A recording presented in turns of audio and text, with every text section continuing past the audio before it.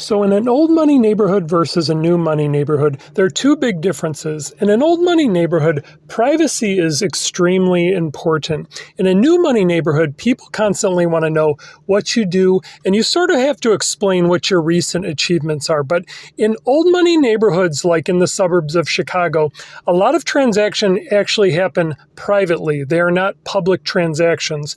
New money transactions, it's actually much more common to go on regular listings and try to get the best offer. So of the two things I have noticed while I am not a real estate agent, I am a former 20-year car salesman, the private market, or what's known as the shadow market, is probably one of the biggest differences between old money neighborhoods and new money neighborhoods. Now, what about the people who live in these neighborhoods, and what is the psychology? Let's talk a little bit more about sociology.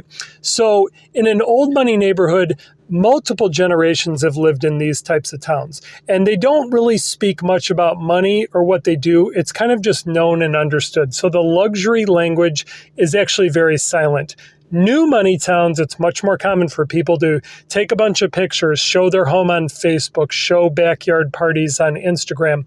In old money neighborhoods, this is often very frowned upon. It is not public information typically to show like an extravagant party to a bunch of random strangers. So while the real estate differences are very different between like the luxury market and the regular real estate market, actually the luxury market in new money versus old money neighborhoods is actually also very different.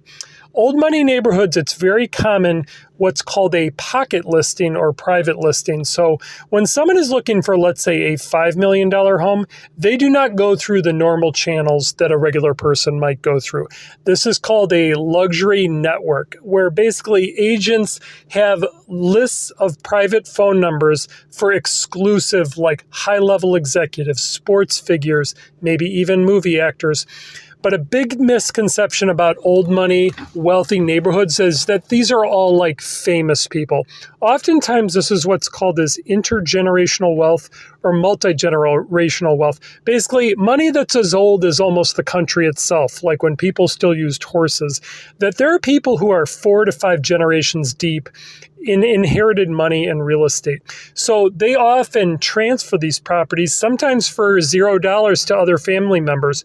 So this sort of makes what's publicly recorded, when you drive through an old money neighborhood and they say the average home price is like 1.5 million, and you kind of notice that a lot of the homes are like 3 or 4 million, the reason those averages are off is because some of the high market, basically the top of market transactions, are never actually listed. They're private listed transactions.